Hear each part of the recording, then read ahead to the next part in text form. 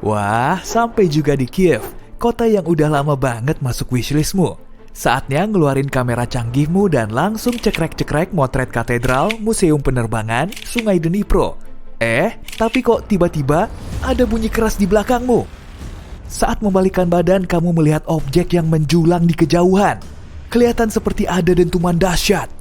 Oh, buruan kabur! Pada Juni 2020 lalu, penduduk Kiev menyaksikan formasi badai langka di langit, awan Anvil. Awan ini terbentuk saat arus udara kuat menaikkan uap air. Udara semakin mengembang lalu menyebar saat menyentuh dasar stratosfer.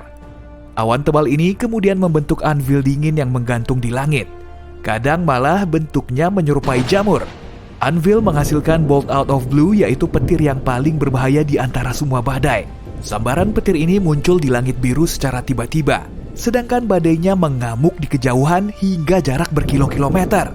Petir yang berasal dari awan anvil atas ini bisa 10 kali lebih kuat dari sambaran petir biasa. Pada jarak sekitar 100 km pun, kebanyakan orang akan ciut setelah menyaksikan awan raksasa ini. Mereka khawatir kalau hal yang tidak diinginkan telah terjadi. Sebagian penduduk setempat berhasil memposting foto awan jumbo ini di medsos sebelum pemerintah bisa menjelaskannya. Pihak berwenang berhasil menenangkan mereka dengan meyakinkan kalau awan itu cuma fenomena alam biasa yang terlihat cantik.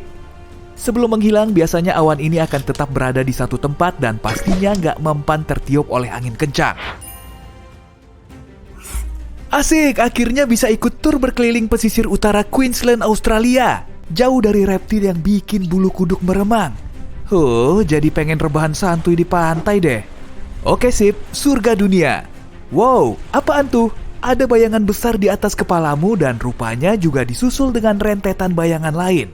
Perubahan cuaca yang mendadak ini masih membingungkanmu. Nah, awan super langka Morning Glory emang kelihatan mirip pipa besar yang berjajar di cakrawala. Panjangnya bisa mencapai 1000 km dan bahkan bisa muncul dalam gumpalan besar sekaligus. Fenomena ini disebabkan oleh naiknya udara yang mendorong awan hingga membentuk gulungan. Sedangkan udara dingin dan lembab di belakangnya menekan awan ini ke bawah. Dari bulan Juli sampai September 2001, penduduk India Selatan menyaksikan salah satu fenomena cuaca paling nyeleneh sepanjang sejarah. Hujan berwarna merah mengguyur kota mereka. Padahal banyak juga yang menganggapnya sebagai badai hujan biasa, tapi mereka justru semakin melongo. Tetesan hujan itu berwarna cerah dan bisa meninggalkan noda di baju. Hujan warna lain juga ada loh, misalnya hijau, kuning, coklat, dan hitam. Hujan merah mulai turun di pertengahan musim hujan secara berkala selama berminggu-minggu. Menurut para peneliti, warna hujan unik ini kemungkinan berasal dari debu atau ganggang. Dan pastinya siapapun gak disarankan untuk mencicipi rasanya. Para ilmuwan masih ragu dengan alga yang tiba-tiba kongkow di langit sana. Akibatnya fenomena ajaib ini kelihatan agak nyeremin. Wah, pasti seru tuh mandi busa setelah seharian penat beraktivitas. Ngapain juga kan harus nunggu lama sampai bak mandinya terisi penuh? Gampang, pergi aja ke bibir pantai setelah ada badai besar. Nah, tinggal nyemplung deh. Ombak busa bisa terbentuk di lautan manapun di seluruh dunia, tapi kemungkinan besar terjadi di sepanjang garis pantai berbatu. Misalnya di pantai San Francisco, Irlandia Utara, atau Mululaba, Australia. Kondisi pantai yang memicu terbentuknya ombak ini juga bervariasi. Kalau diamati lebih dekat, air laut ternyata banyak mengandung partikel kecil seperti tumbuhan, bahan kimia, serta sejumlah garam dan mineral yang sangat cocok untuk menghasilkan busa. Saat diterpa angin dan arus kuat, semua bahan ini akan membentuk busa pekat mirip buih yang mengapung di permukaan kopi cappuccino. Saat suhu dingin ekstrim melanda perkebunan apel di Michigan, Amerika Serikat, sejumlah kejadian unik bermunculan. Misalnya, apel hantu. Tenang aja, apel ini nggak nyeremin sama sekali kok. Tapi kalau kamu mau menyaksikan fenomena ini, selalu hati-hati ya. Apel hantu cuma terjadi saat kondisinya benar-benar pas. Suhunya juga pasti sangat dingin. Fenomena unik ini ditandai dengan apel yang membeku di pohonnya dan terbentuk lapisan es tipis. Apel ini kemudian mencair dan menetas seperti saus apel. Yang tersisa cuma selubung es yang cantik. Sungai Catatumbo di Venezuela layak mendapat predikat sebagai tempat yang paling bermuatan listrik di seluruh dunia. Tiap tahunnya badai menyambar hampir selama 300 hari. Badai ini sangat konsisten dan kemunculannya bisa diperkirakan 3 bulan sebelumnya. Selama musim hujan di bulan Oktober, kilatan petir akan menyambar sebanyak 30 kali setiap menit.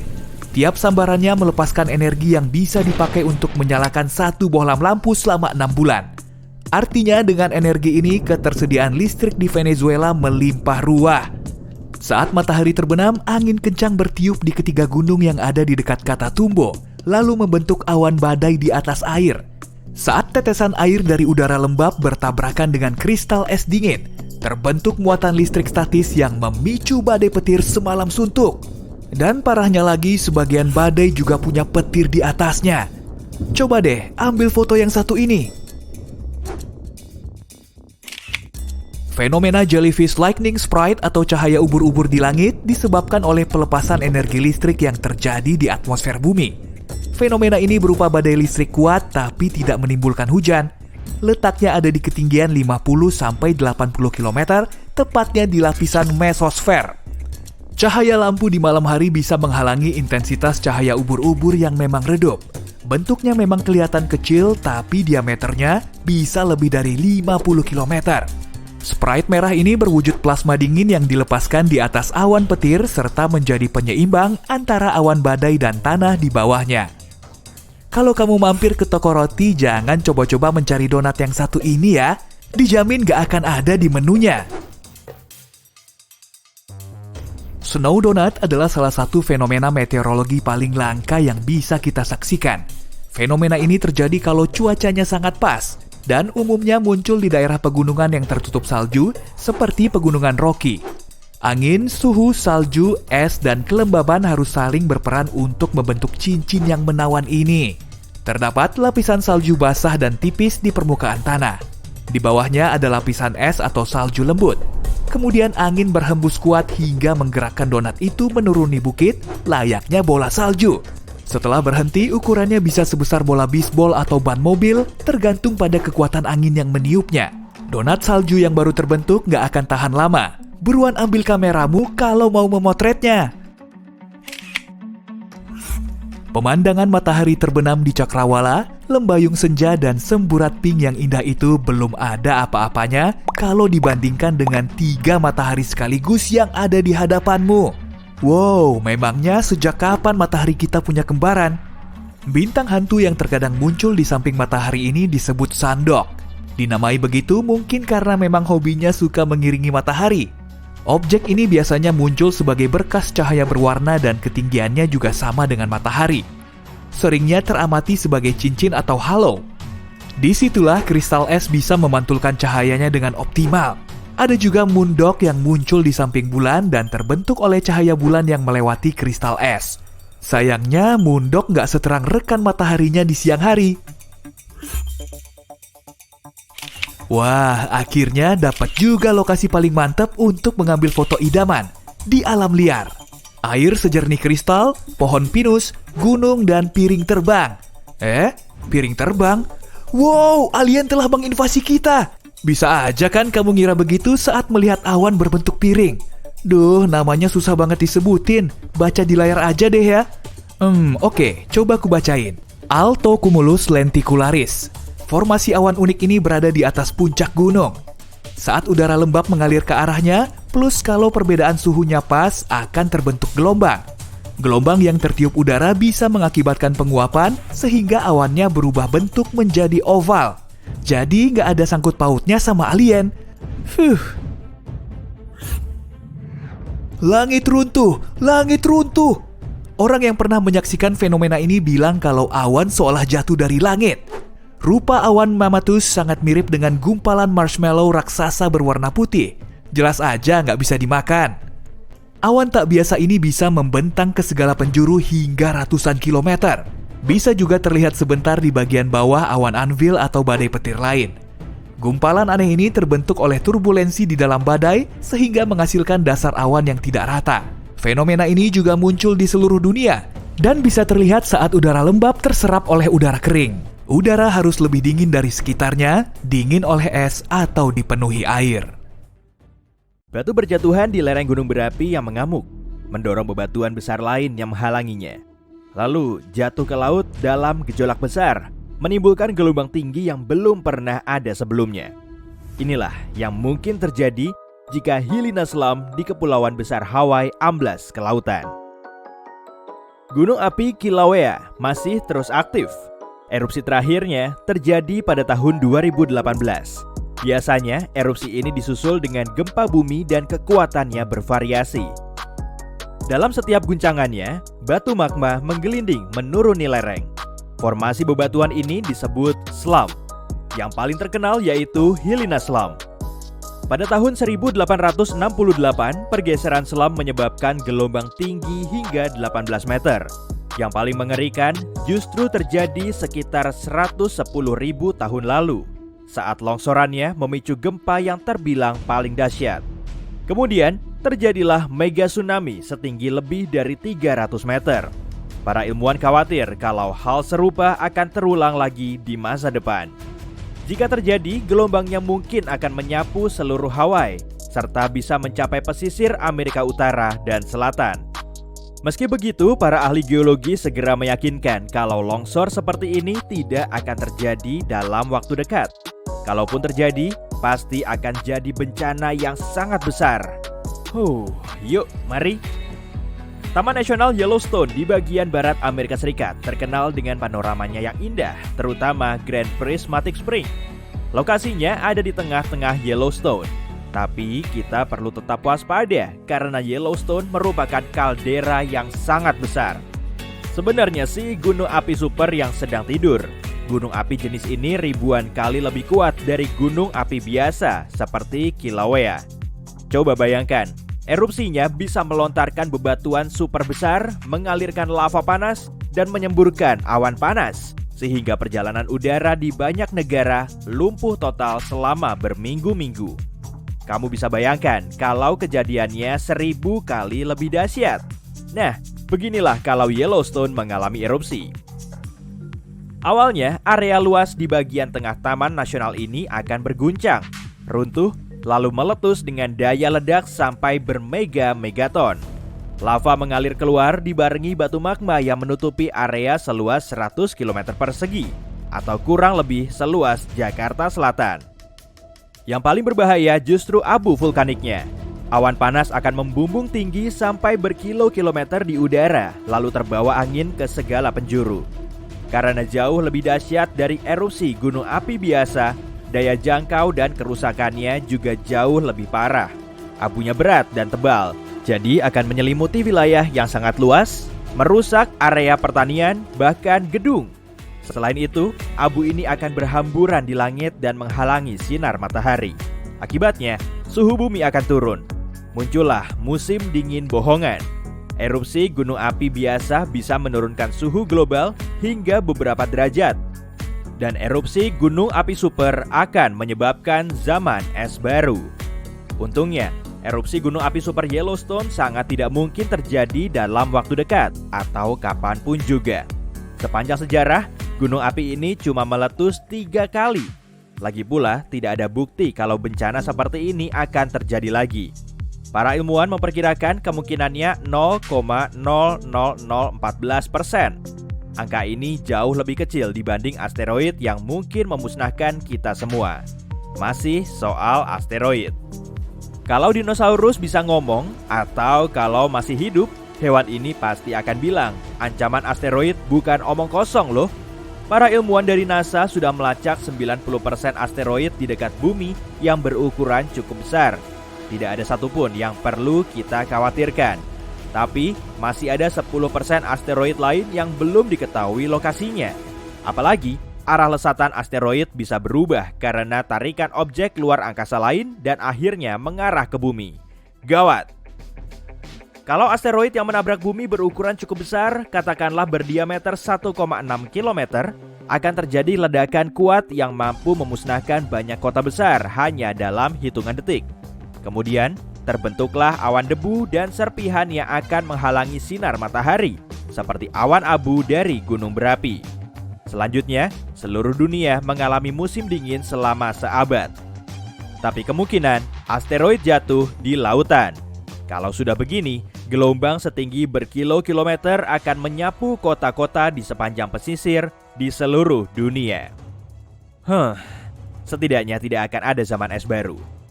Meski para ilmuwan cukup yakin kalau ancaman ini tidak akan ada dalam waktu dekat, kita tidak bisa sepenuhnya abai loh. Manusia perlu waktu 5 tahun untuk mempersiapkan diri dalam menghadapi bencana seperti ini. Kalau asteroid besar di dekat bumi tiba-tiba mengubah arah lesatannya, lalu menuju ke bumi, kita tidak akan sanggup menghadapinya. Bencana yang sangat mungkin terjadi ada di negeri Paman Sam, lebih tepatnya sesar San Andreas di California. Sesar ini bisa pecah sewaktu-waktu dan para ilmuwan memperkirakan gempa bumi di sepanjang jalur ini kemungkinan terjadi 3 dekade mendatang. Kalau benar-benar terjadi, keadaannya akan sangat mengerikan. Mereka memperkirakan kekuatan gempanya 8,0 magnitudo atau setara dengan gempa terparah sepanjang sejarah. Gempa ini bahkan akan lebih membahayakan karena California punya beberapa kota terpadat di bagian barat Amerika Serikat, termasuk Los Angeles dan San Francisco. Di sana banyak gedung pencakar langit, dan biasanya gedung-gedung ini rentan terhadap getaran di bawah tanah. Gempa bumi San Andreas bisa menimbulkan kerusakan parah, baik di perkotaan maupun pedesaan. Belum cukup sampai di situ. Tanahnya bisa terbelah lalu meluluh lantakkan gedung, area pertanian, dan benar-benar mengubah lanskap kota. Tetap saja, ilmuwan yakin kalau kemungkinan terjadinya gempa seperti ini hanya 7% dalam 30 tahun ke depan. Jadi, kemungkinan besar atau 93%-nya kita tidak akan menyaksikan peristiwa ini selagi hidup. Ada juga bahaya gempa bumi lain yang letaknya tidak jauh dari California, yakni Megatrust di Chile. Negara ini berada tepat di atas zona subduksi atau lokasi pertemuan dua lempeng tektonik yang saling menunjam. Disinilah tekanan terakumulasi oleh gerakan lempeng yang terus-menerus. Saat tekanannya terlalu besar, terjadilah gempa bumi dahsyat. Gempa bumi sering sekali terjadi di Chili dalam beberapa tahun terakhir. Para ilmuwan khawatir gempa super dahsyat sedang mengintai. Menurut prediksi mereka, gempa besar akan terjadi sebelum akhir abad ini dan akan merusak area pantai.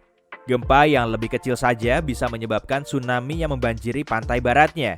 Sedangkan tsunami besar kemungkinan akan memicu gelombang yang sangat tinggi.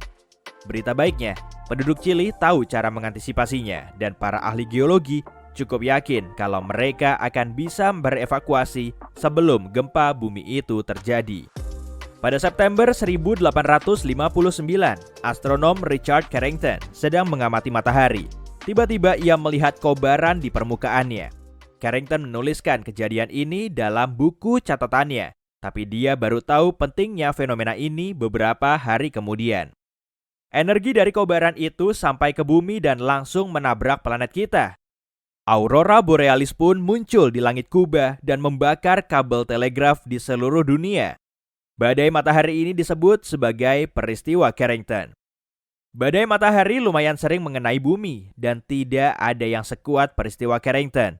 Tapi pada tahun 2012, para astronom mencatat suar matahari dengan energi serupa hampir mengenai planet kita lagi. Kalau saja peristiwa ini terjadi 1 minggu sebelumnya, kita pasti akan sangat kesulitan. Sekarang ini kita sangat bergantung pada listrik di hampir semua lini kehidupan. Badai matahari yang kuat akan sangat mengacaukan medan elektromagnetik bumi. Seluruh peralatan listrik akan mati atau korsleting dan trafo besar akan rusak total. Diperlukan waktu bertahun-tahun untuk memperbaikinya. Belum lagi biaya mati lampu total akan mencapai kuadriliun rupiah. Sangat disayangkan sih, sains tidak bisa memprediksi badai matahari.